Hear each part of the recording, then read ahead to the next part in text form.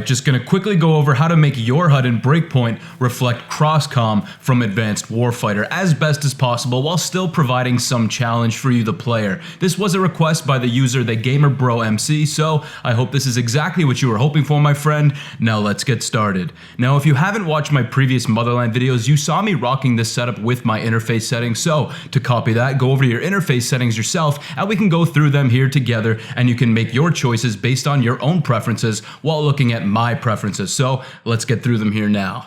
Alright, so right off the bat, subtitles never, speaker name never, hints never, and then we got our interface and sizing all custom. So crosshair never, although in Advanced Warfighter you do have crosshair always there, so that is really up to you, but I prefer it a little bit more challenging, so I always turn it off never, even when playing with my cross-comm HUD set. And for hit markers, we turn them on never because it was never in the other game. Same with stamina. Weapons and item display you can keep. It makes sense to keep for cross-comm, but I don't really like it. I think it's too big the way they have it, the way it looks in this game, so I just keep it off. Tool information, I turn that off, and class technique never again.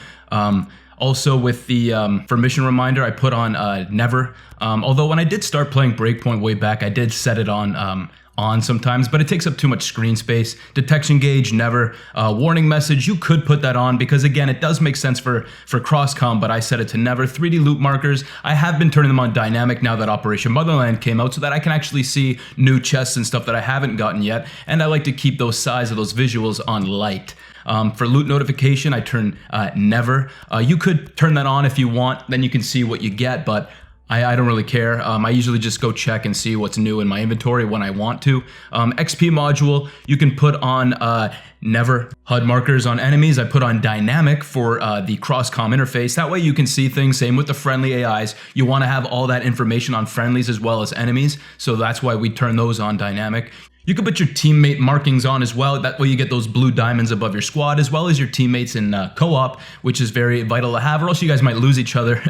And we put the Hud Marker Objectives on dynamic as well, because it is very important information to have on your cross-comm when you are doing missions. For the communication markers, we turn those on to dynamic. That way you can also provide information to your squad mates and they can see it on their cross-comm as well. So that is why we have that on dynamic. For the HUD marker alerts, we'll turn those on to never. For HUD marker locations, I turn them on never, but you can have those on. Minimap, never. They never had a minimap in Ghost Recon Advanced Warfighter. They used a TAC map, which you would have to pull out. So none of that.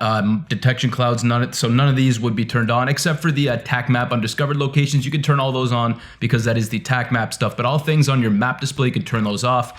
Co-op and sync shot modules, never for me because I communicate when I play co-op.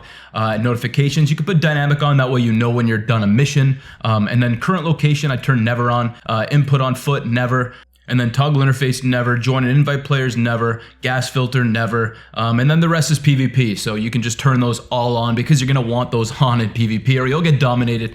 But this is mostly for PvE experience, are these HUD settings. And then I'm gonna show you now what they look like here. We'll just play a little bit. And that way you can see these kind of HUD elements in practice. So as you can see already, we have the diamonds above our teammates here. And already we have things marked on the enemies there on that little checkpoint we're coming up across here.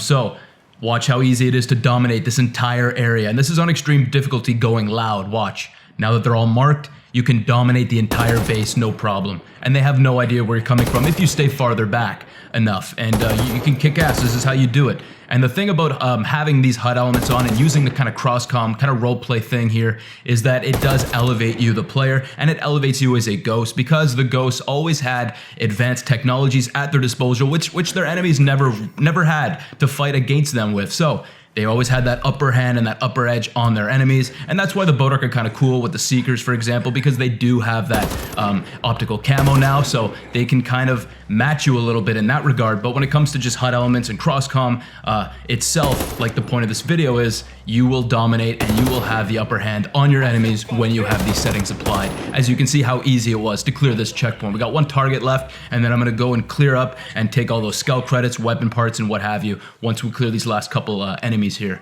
But but you can see how easy it is now that you have these cross-comm tools at your disposal. And that's really it, guys. That's the video. So, and now you can use the settings that I've been using while playing with my kind of cross-comm setup, and you can go and enjoy it yourself. So enjoy, guys, and as always, thanks for watching and take it easy.